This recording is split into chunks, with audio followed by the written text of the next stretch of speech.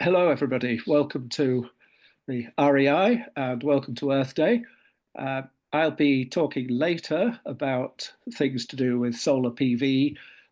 Marta will be talking about carbon trading and some of the finances, and they both be talking about implications of recent geopolitics, perhaps, on the whole energy scene.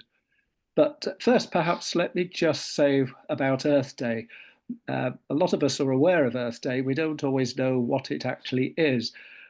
Quite ironically, it was set up originally by the Americans. So it's been held annually on 22nd of April since 1970. And it was founded in the USA and led to actually the creation of the US Environmental Protection Agency. And I suppose as well, things like the Paris Agreement, which was signed on Earth Day in 2016. So the aim really was to demonstrate support for environmental protection. And the theme this year is Our Power, Our Planet. So there's definitely an energy connection to it, which, of course, as we know, is all tied up with the environment and climate warming. So we're going to look at today some questions that have come in from you, but please do submit questions in the chat and we'll try and cover as many as possible since it's your opportunity to talk to us about things that you're interested in or to make comments as well. We're going to look at why renewables, of course, and what the current progress is, really to say, is it progressing or is it stagnating? What's happening in general around the world without perhaps going into details of individual countries? And of course, that's tied in very much with people's concerns about employment prospects and whether it's a great field to get involved in. And if you do decide that you want to be employed in the area and you're not at the moment, you need, of course, to consider what you need to do to be acceptable and to be attractive to these employers. And so the training comes into that as well, which, of course, is where the REI is one of the bodies providing training. But I'll introduce myself later on what my technical interests are and where I've come from. But I'll hand over to Marta now so that she can introduce her interests and specialties and talk about some of the implications that we've had on recent changes in policy around the world. Thanks, John and Bethany. Hi, everyone. It's a pleasure to be here once again. Always great conversations. So my background is on structuring decarbonization projects for large infrastructure, airports, ports, logistics, waste and water sectors, especially in the UK and European markets, but also looking at sort of other emerging markets as well. I mean, most of it is about finding the right renewable energy solutions for the decarbonization of these assets, but now also looking at additional natural capital and carbon removal, biodiversity opportunities for these assets as well.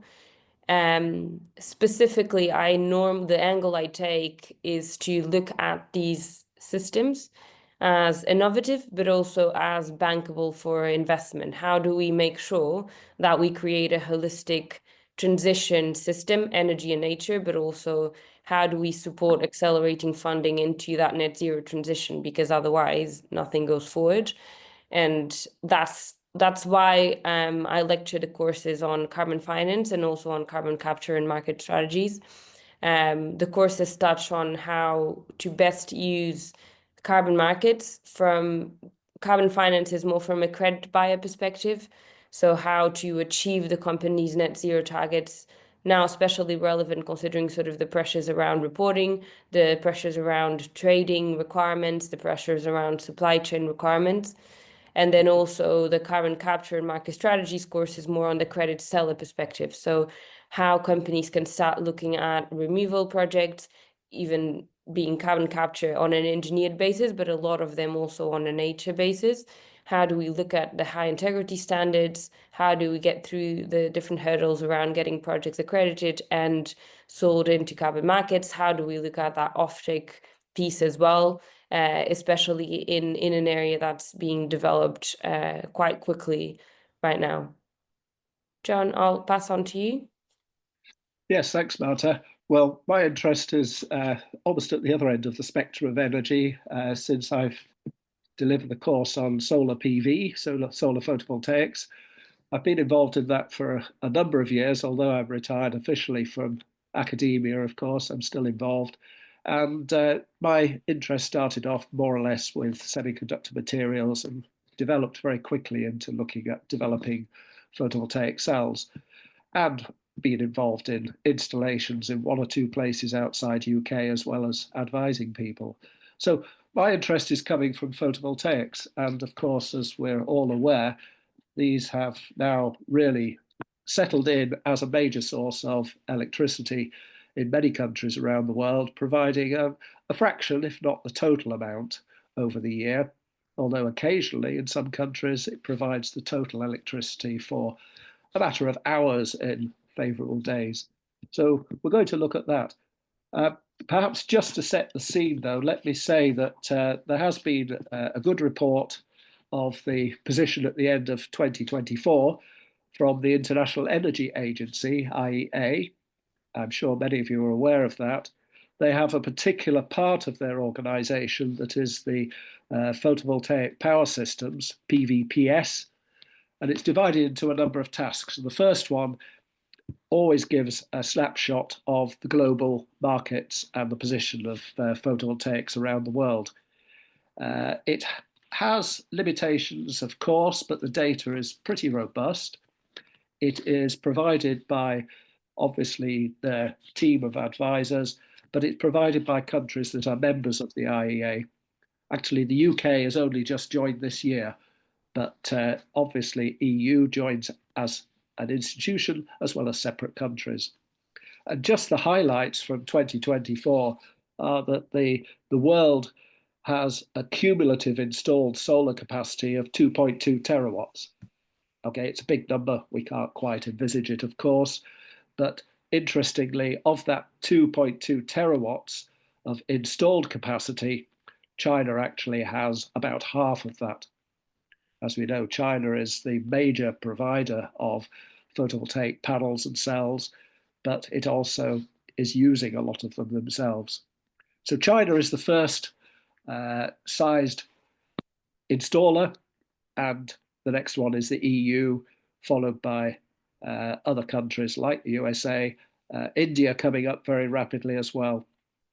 So it means that over the year 2024, there was certainly a lot more added around various countries. A lot of countries added at least 1 gigawatt of solar panels. And so they're all tied into and subscribing to the fact that solar PV is a great source of energy. It's not just environmentally driven, it's also cost driven. There is a problem arising in some countries as well, though, which we've known about for some time. And that is that there is, to some extent, an overcapacity. Now, we ask, of course, how can that be? How can there be an overcapacity of solar power, solar electricity, when it only provides a fraction of what is used in most countries? And of course, the problem is in the arrival of solar energy not in phase necessarily with the load, with the time you want to use it. And so unless a country or an organization has installed some storage or has some other means of selling on the excess power, this has led to curtailment. In other words, switching off or paying producers not to produce. It's something that's happened in other parts of the renewable energy capacity as well, like wind power. So this is due to either having an insufficient load or insufficient storage. And so storage, usually electrical, but it can be thermal, electrical storage is an essential part of building a renewable network, of which solar is a major part of that. And so we have to really look at a broader picture of that. But the message overall is, of course, that solar is here to stay. We'll talk about some of the questions that are arising in a minute. It is here to stay. It really is unstoppable, despite politics trying to discount it. And the main reason it's unstoppable is because it works. And it does lead to a low cost of electricity for many countries. It's a long time since we had to discuss when it would be grid equivalent. It's now, of course, the case that solar electricity easily meets grid electricity costs as well. And we'll look at how that's happened. But it again comes back to China, China's the biggest manufacturer, it's the biggest installer, it has the largest use of solar, but as a result, they are controlling the market indirectly, and we need to look at that. Marta, do you want to come in there and just talk about the markets again and the way that there are changes occurring? Sure, thanks, John. So that's interesting because I think you touched there both on the Earth Day, our planet, our power, but also from a perspective of how are all of these geopolitics actually affecting the renewables market. And the truth is, we are still progressing. The renewable energy sector and the net zero transition is in no way stagnating, but we do feel there's a couple trends happening now that will impact differently the energy market. So one of them is around countries closing doors and what are the impacts for that regarding efficient resourcing, competitiveness of renewables, and energy security. But then it's also the other part of the coin, which is we are progressing quite a lot around renewables. There are renewables like solar, wind, and others, which are very competitive right now, even considering alternatives. And it's also about how do we improve progress in a market that still under lots of dynamics, especially around supply dynamics. But how do we improve progress? And that improvement will mean, and going back to our power, our planet, about the relevance of understanding the market holistically, understanding that the net zero transition, it's a combination around renewable energy, but also around the environment around it and the importance for that of considering how do we best utilize renewable energy from a global perspective. Where is the best supply? Where is the most competitive supply? But where can the planet sustain that supply versus where is that demand? But also around on a specific area or specific asset, looking at the net zero transition as not just energy, not just nature, not just communities, but a combination of all of those, because that's what is going to give us what is actually sort of a sustainable energy market going forward. On the countries closing doors versus the efficient resourcing, I think here we can consider a couple of things that have been happening around recent trade policies and the intention to sort of nationalize some of that production. But at the same time, a question mark around, is this the right answer for competitive renewable energy? Is this the right country or this the right region to produce solar panels, to produce hydrogen, to produce SAF? And sometimes that's not necessarily the answer. Looking at the world a little bit more on a global perspective, not losing that global holistic perspective, might actually be quite helpful in terms of keeping the market competitive and also at the same time keeping this holistic view on let's not jeopardize the resources that we have there. Let's not produce hydrogen in areas where there's no land to put the renewables that can be additional. So that is not sort of covering for the actual electricity demand that is growing, and it can still be produced at a competitive value, which then goes back to the question around energy security. So what is the global balance between supply and demand there, and how relevant is that for the energy security? I mean, if we talk about, for example, critical minerals, they're essential for renewable energy materials, but actually they're concentrated in few jurisdictions. And therefore, there's requires sort of that international trade. How do we best approach the supply chain is a really important part of how we move forward and how these geopolitics will actually affect renewable energy. So, and the other point here is if we talk about the supply chains being pressured around tariffs and around competitive pricing, on one hand, that might not so much affect the types of renewables that are already competitive, but they will definitely affect the renewables that are still growing and the technologies are still growing, and that they need a lot of incentives to move forward and to really be deployed at scale. So for those specific types of renewables, and here I'm talking about, for example, anything that can be applied to hard to abate sectors. Can talk about hydrogen, SAF, carbon capture, and other types of renewable energy as well. For these renewables, if we nationalize and therefore we lose the option to do it in the countries where they can be produced at a more competitive rate, for example, let's say the Middle East areas, which are heavily investing in it. And at the same time, we put a lot of pressure on the supply chain, again, to continue to be competitive, but on a national basis, that is potentially hindering slightly how the renewable market is going to move forward. At the same time, however, putting this into perspective, that's just one of the dynamics that I think is happening in the market right now.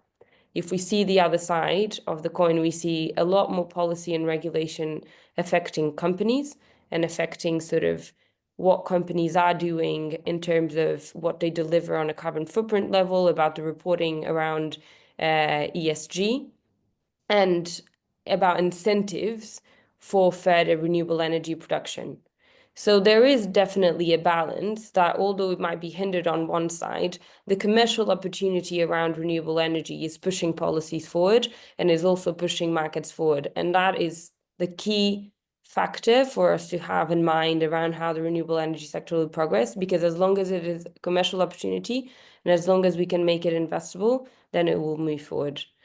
And interestingly, besides this supply chain point around keeping competitive, there's also a lot of supply chain pressure around more stringent sort of ESG aligned products.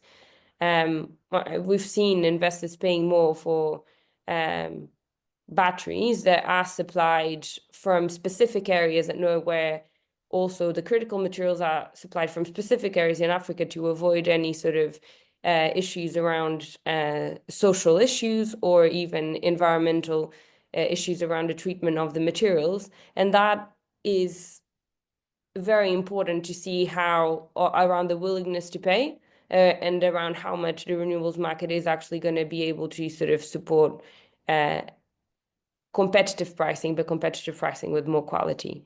So these are just a couple of areas that I think are important for us to understand. It's not just about how we're making it difficult for renewable energy move forward, but how the competitiveness and the opportunity around renewable energy is actually pushing forward itself. And just one last point around there on the holistic side.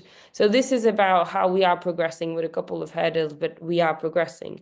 Now, how we improve that progress, I think it's important to mention here the relevance around carbon removals. And the reason for that is, although we should always prioritize mitigation action for any company, the renewable energy sector is growing and is supporting that mitigation, but the reality is emissions are still increasing. And how do we manage that emissions increase? Part of it will also be looking at carbon removals. And carbon removals, not necessarily on avoiding mitigation, but on an option on if there is no alternative right now in the market for specific types of industrial processes, for example, maybe carbon capture can be an option for those processes. But separately, when we talk about the holistic approach around communities, nature, and energy, then if we're putting a battery or a solar plant in a field which has land below it, why not also look at that land from a perspective of, can we improve the biodiversity of this land? We now have incentives to do that. We now have incentives to sort of support sort of the whole environment around that specific energy asset. And I think that's really something that we need to look at moving forward, specifically with assets like data centers and others, which are really important right now, especially around the demand for AI use. How do we make those installations more sustainable is a combination of those three items. So all of that comes to the market is moving and is moving fast, and this makes companies need to upskill internally to deliver on all of these new obligations, but to also sort of have a way to approach these new opportunities. And that leads us to how is training, how is career development relevant on this market? To be honest, I think it's everything right now, and not because we're sort of lecturing these roles, but because I'm a professional in the industry, I see how important is to really understand not just our side of the market, but all sides of the market and how that can influence what the pressures that company are under currently and how they can move forward with that. Yeah, indeed. As you say, everything is really interconnected. So, although we're immediately seeing this vast overproduction in China, and therefore we're anticipating there are going to be a lot more cheap panels available for other countries that are no longer able. Well, first of all, countries are not all able to produce the technology themselves, as we know, so it demands some sort of collaboration. We also know that countries that can produce the technology, like the USA, are at least politically against using that in the same manner that we would have expected. So panels that would have gone to, for instance, USA are going to be diverted elsewhere. But it's also interesting, as you said, that, well, why shouldn't we use the electricity generated, that's surplus, for other useful environmental effects, as for instance, generating hydrogen and for carbon capture and carbon extraction. These, particularly carbon extraction, is very energy intensive, and it's not something you would choose to do straight away, but it's going to be part of the general renewable energy mix in future, is to try and extract carbon from the air or from the oceans. And certainly it takes power, and why shouldn't it be photovoltaic? So there are increasing interests in using that power for newer purposes. We also, of course, touched on the use of the land. If you're going to have vast solar farms, which is the trend at the moment in many countries, then is this going against using the land for essential agricultural needs? And the answer really is no, it isn't. You can design the solar farm and the food farming, whether it's agriculture or whether it's animal husbandry, you can design those two to sit together very effectively. There are advantages in very hot countries in having some shade for either crops or animals. And there are proper designs now for agri-voltaics, as it's called. There are a lot of tests going on. You may be putting the panels vertically instead of horizontally. You trade off a bit of energy. But overall, it's once again a situation where you have to look at the overall picture, not just at generating electricity, not just at producing food. And so that's something where there are standards being introduced and some ways in which people can actually measure the efficiency of a scheme before it's set up. This need for standards and needs for guidance is something that cuts across all countries. It cuts across zones, and it's something that has to be discussed across countries. Whereas at the moment, certainly there's a bit of a silo mentality on setting up limitations and restrictions and local safety rules, which of course don't help the exchange of products. And as Marta said, if we don't in fact encourage new developments, then we're going to be stranded by present day technology in many of these renewable energy fields, which isn't necessarily the one that's going to help by the year 2050. So we do have to still encourage research and development by putting investment into that as well. So it's not just investing in a country's production facilities, which is something that EU and other countries are trying to do, maybe not very successfully yet, but also encouraging new ideas to be discussed and tried and tested on the world stage. So we're all interconnected. We can't just sit in our own country and be self-sufficient in energy and not be considering what's happening elsewhere. It's interesting that there are more and more interconnections between countries now on electrical power alone. Hydrogen is something that's going to be traded. Maybe green fuels are going to be traded the same way. So that is something that is quite large. I would say that geopolitics at the moment is certainly threatening the progress, but it's not going to stop it. It's just going to alter the speed at which things happen in some countries. I feel that America is stepping backwards, and although they're capable of having their own photovoltaics production industry, and they are, of course, at the position of at present encouraging that, their own domestic production is not going to provide the amount they need. And by cutting off the whole idea of renewables and storage and trying to go back to fossil fuels is not really, it's not commercially sensible, it isn't industrially sensible, and it's really going to hold them back. We see that happening in all of the present policies of that administration. So you have to have more of an open mind. At the extreme of suggestions that have been made in the past that maybe North African countries, Morocco was one, should be investing in solar panels, not necessarily their own money, but international investors, so that they can become a producer of solar electricity and sell it to other countries. That's still on. We don't hear so much of those large schemes at the moment, but I suspect there are going to be more of them. So producing the power and selling it on as an asset is a good idea. You also touched, Marta, just before we look at some of the questions that have come in, you also touched on the whole business of recycling indirectly. Certainly for solar panels, these are a valuable asset. We have all this material that's been quite expensively produced, refined, made into our products, and we can extract it back again. And there are now various international efforts and some country efforts as well, Australia's one, to actually work out ways of taking a panel at the end of its useful life and extracting all the minerals and going back again to the beginning of the cycle.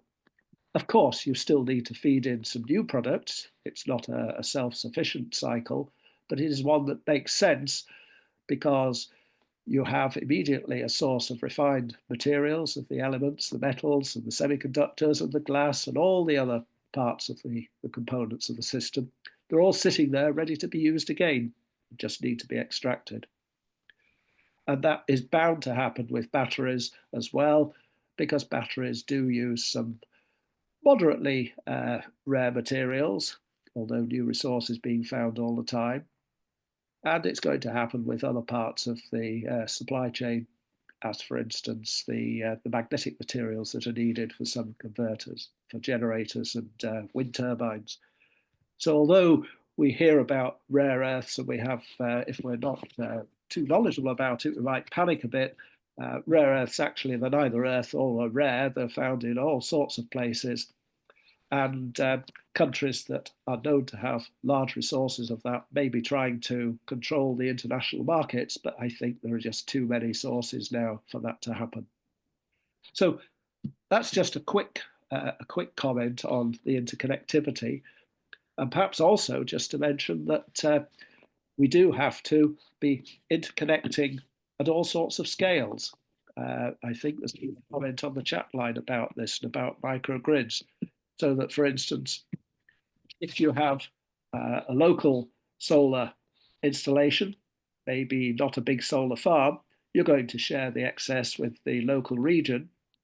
If, on the other hand, you're in a region which doesn't have a national grid, doesn't have a big grid system across the country, well, there are certainly ways in which various small generators can all be connected together in a microgrid. And that makes more sense. You don't need the big investment that you need for the giant infrastructure. So I think that works. But part of that is always storage. And you have to work out ways in which the storage providers are also paid for providing that. So it's quite difficult to have the overall control of generators of different types, storage of different types, and users of different types. And before you know where you are, you have got quite an elaborate system which needs regulations and needs financial inputs as well. So certainly they're happening, but are they happening fast enough? What do you think, Marta? So, John, that's a very interesting point that you mentioned there around the different users as well and the different types of systems and how do we interconnect the fact that we might not just use solars, we might just collocate solar with batteries, or we might collocate solar with hydrogen production, and what's the right combination there? And interestingly, the right combination always comes out of what's the right offtake profile. And the reason for that is, I mean, every time that I look at a project, even the other day, I'm leading on a hydrogen hub for airplanes in an airport in Scotland. And if I go and tell this to any kind of investor, they're going to look at me and say, you're absolutely crazy if you think I'm going to fund that, considering that airplanes, hydrogen airplanes, are not even built and potentially they will be ready 2030, 2035 onwards. So how do you deal with a situation like this? Because this is exactly what was going to hinder the progress of any renewable that is not yet competitive in the market, large scale deployed, or at least proven somewhere. And the interesting bit there is that the offtake profile is always what's actually key to make the project attractive. If you find the right demand, and in this case, it might not just be the airplanes. If you actually start looking at it properly, you can see that the cargo around the airport, trucks, if it makes sense, and if it doesn't make sense to go electric, and in specific areas it doesn't because it's too cold or the distances are too large for electric, then they might actually use hydrogen. Or then you look at the ground handling equipment at the airport. This is just an example, but actually the combination of looking with not going out a little bit of what the initial example or what the initial project was, and then sort of looking at the surroundings and understanding how can I share this energy with the other people around. That is actually the key to make the project attractive, because then you can have a timeline around, let's say the trucks come first and then the ground handling and then comes the airplanes, and then you build a case study or a business case for a project that was not going to be investable until 2035, but now is investable now, and you can put the infrastructure in, and what that makes is that suddenly the airport can actually have the infrastructure now, can start on testing the hydrogen now, which then goes into building the right regulation for the handling of that hydrogen at the airport. And which takes the time until the 2030, 2035, when the airplanes actually come. And then the airport, when the airplanes actually come, is finally ready to be able to handle the hydrogen correctly. But that also, all of that is a combination of understanding what's the right offtake profile and what's the right offtake profile for that region. So that's true for on a regional side. How do we translate that into a global perspective, into a global market? How do we look at, okay, in the Middle East, they actually have a lot of land, they have a lot of radiation, and they can produce a lot of surplus renewable energy that doesn't necessarily have to cover for their own demand needs. How are these countries that actually have the resources to be exporters become exporters and produce it at a cheaper and better rate than potentially forcing that onto in a regional basis where you might not be able to really expand to the demand that you need. So around that interconnection, demand is what is going to move that interconnection. And as long as the policies keep incentivizing that demand, and as long as we have reporting obligations that keep companies forced to sort of look at how they improve the demand for those kinds of renewable energy requirements, that's really the key to keep the market progressing, even if there are some supply chain constraints. But even on the supply chain constraints, and this is something around a question we've discussed before, around how the current geopolitics actually will impact that climate response. I think there is one fallback that it's important to mention right now, and it's related with sort of the trade wars and the supply chain constraints, but most of it is about with the conflicts and the instability that we see right now. So the ongoing wars on Ukraine, Gaza, they do raise a lot of insecurity, and this is something that is obviously going to hinder some of the production around renewable energy. And there's actually some fallback around fossil fuels for that sort of short-term stability on energy security. And this will continue happening. We need to understand that the net zero transition is not indifferent to everything else that's happening in the world. It's just how we're going to react to how do we going to react to this fossil fallback and make sure that we can keep on track. And the keeping on track, interestingly, is that countries, because suddenly there's a supply chain constraint there around sort of especially the natural gas supply, are starting to look at how do I become more independent? And the independence actually comes a lot from renewable energy. So how do we look at these geopolitics in terms of improving renewable energy? Independence is one of them. So independence around how to best produce those renewables, but not the closing down. We are only the ones that need to produce those renewables. Actually opening eyes to the world of, yes, I need to be more independent and look more into renewable energy in a holistic system. But at the same time, how do I look at that perspective without closing doors, but with opening doors into creating more of that demand for on a global perspective? I think that's something that's quite key moving forward.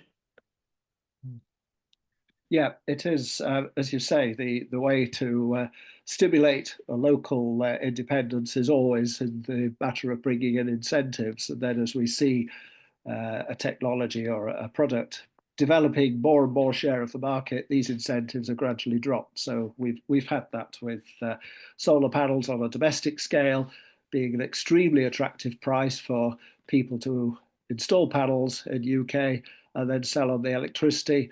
Now you get very, very much less per unit than you used to because there are far more, it's been considered a success and there are far more panels installed. The same thing goes for the way that you actually fund big solar farms. They were probably initially being installed on the basis of people paying for the cost of per unit watt, in other words, the size. Now it's more on the cost of, well, how cheap is the electricity you're going to deliver? So it's now based on the supply. And ultimately, that's what people want. They don't want the installation, they want the output from it.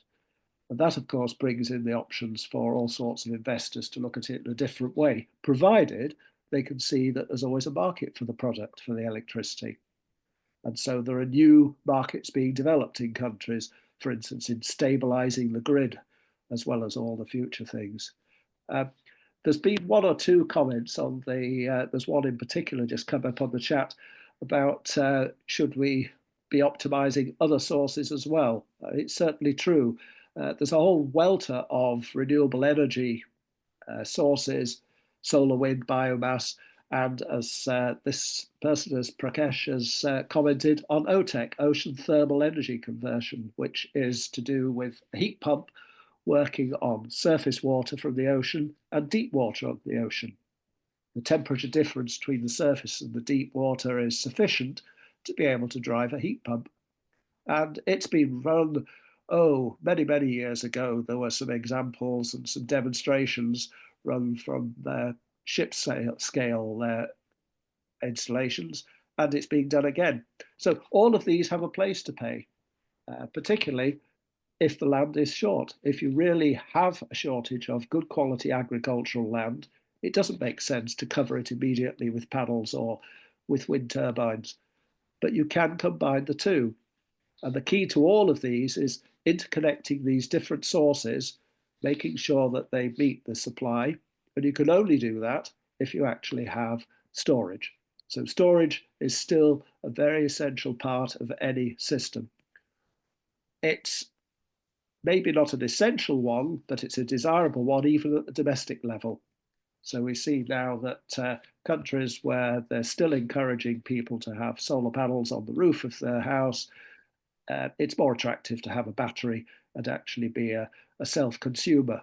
You use as much of the electricity that you generate yourself as possible. And so you have to either shift the load towards when the sun is shining or you store it. So all of these systems are now easily achievable on a small scale and beginning to be achieved on a larger scale. Countries are installing very large scale battery systems to be able to store wind generated electricity or solar generated electricity for periods when the wind doesn't blow or the sun doesn't shine. And obviously, this makes sense to cover day and night changes. It costs money. Uh, it is safe. There are all sorts of stories going around. And it leads into the other aspect that you really do have to have international safety standards. One country will not be able to sell its products to another country if they end up with a bad reputation for reliability or lifetime. And so these standards are one part of what many of the courses teach, is how you can actually operate some of these things safely, and can become very technical. There's no doubt that to become fully qualified in some of these technologies, renewable energy ones, or indeed traditional ones, you do need specialist on-the-job training. But as a first step to that, you have to understand what is available. And that is the courses are particularly strong from the REI in giving you a very comprehensive view of each of the technologies, how they're interconnected, and how the finances work. And then you can dig down into the part that you're particularly interested in as a career. There are a number of other questions come in. Perhaps we ought to look at those, Marta, but have you anything to add to that? Yes, thank you. So actually, I just wanted to pick on your point around those different technologies, and Prakash also mentioned a couple of them there. Sort of, we've talked a lot about solar and hydrogen, and even touched on SAF, but it's true. I mean, biomass, hydro are also quite relevant. I think the point there is, again, just coming back to one, efficient resourcing, and two, a holistic view around the systems, which I completely agree the fact that you can choose different subjects on the courses help. One of them, so the first point around efficient resourcing is, as we all know, there are countries that will have better radiation, there are countries that will have better wind, there are countries that will have more forestry and forestry residues, and therefore better for biomass, or all of them have sludge, which can be treated into biomass for electricity or for biomethane. Some of them will have waves, and you are able to do the hydro with it. All of those are and should be considered when looking at the strategy around an asset or a country. And that's all about the efficient resourcing. So that's why I keep sort of coming back to that holistic view, is because you need to understand what is the best resourcing for the area where you are and for the asset that you're looking at. And also, while looking importantly at that supply, again, looking at the demand side. And the demand side will also sort of be relevant to understand how to best mix all of these technologies for renewable energy.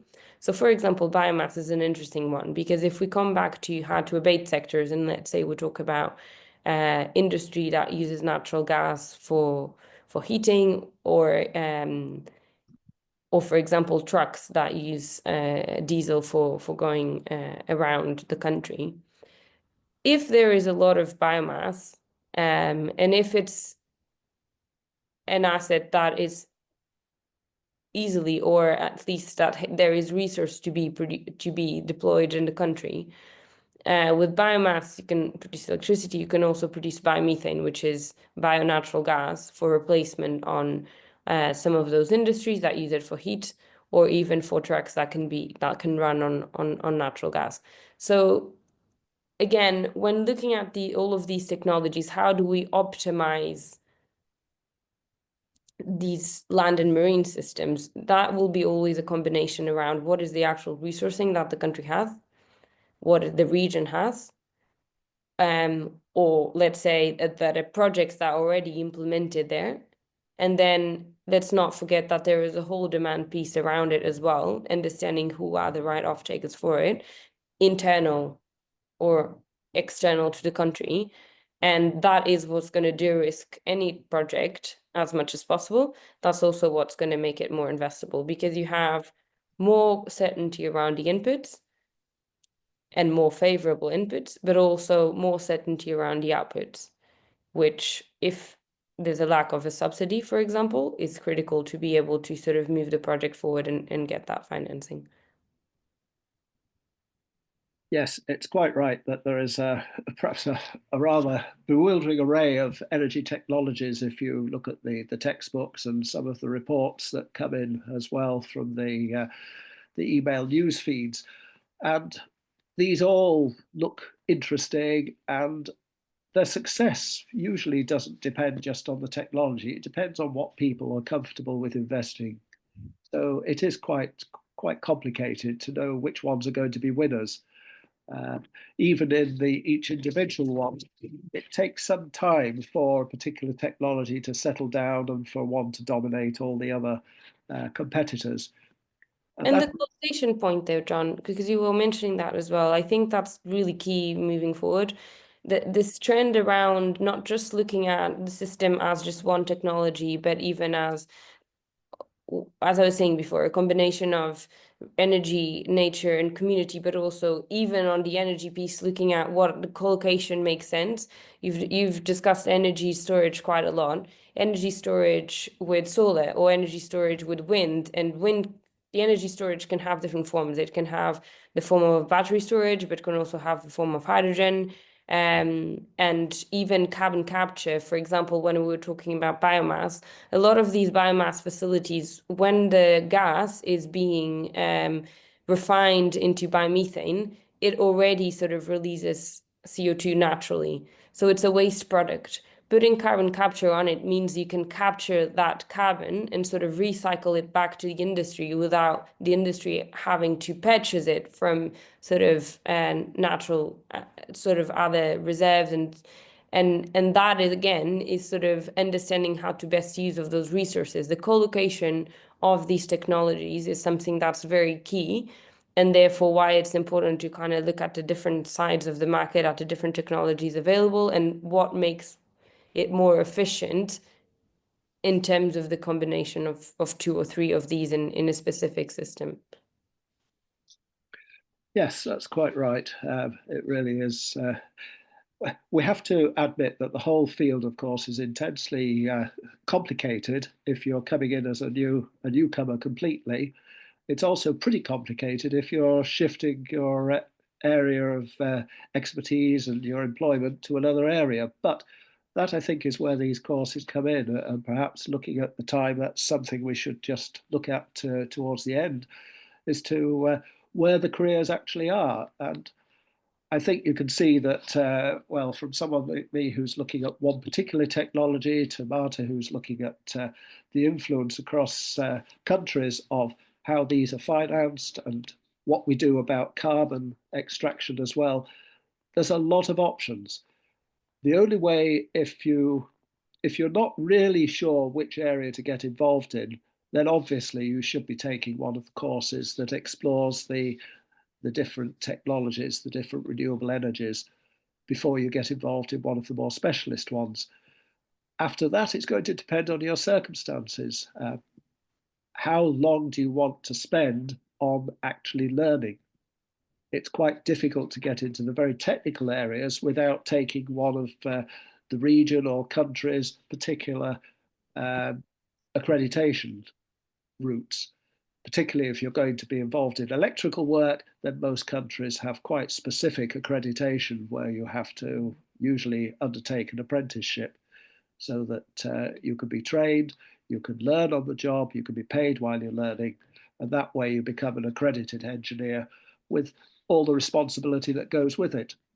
On the other hand, if you're coming in with less of the technical ability or interest, then you're going to be interested perhaps more in the design stage and in the funding stages and in perhaps the operational stages of these renewable energy generation plants, because they don't really just sit there by themselves without some intervention.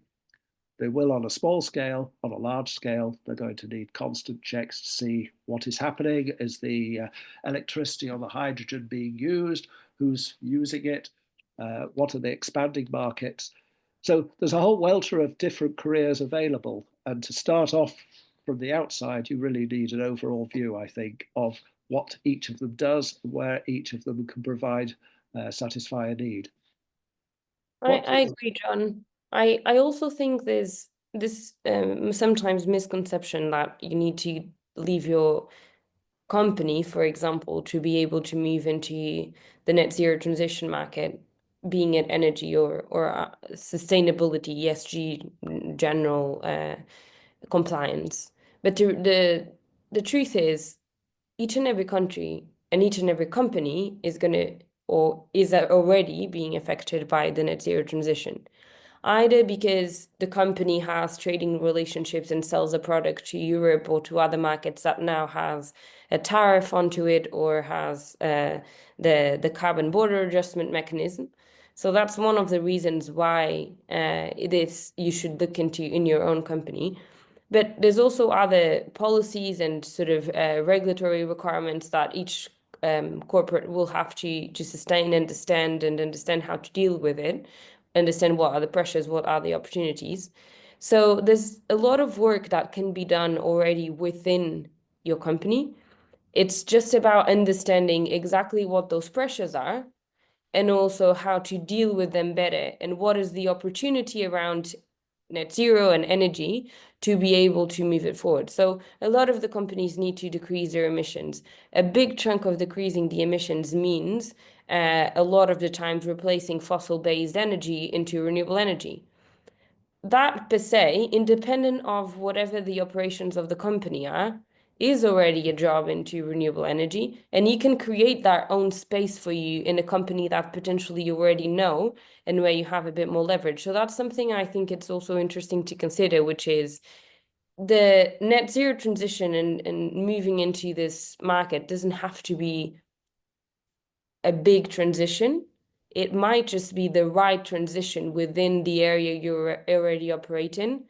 And that is probably going to give you a very good advantage as well, considering that you'll have a bit of a different specialism in an area that's not core for anyone around, and where the dependence and the need is very big into understanding how to deal with all these pressures.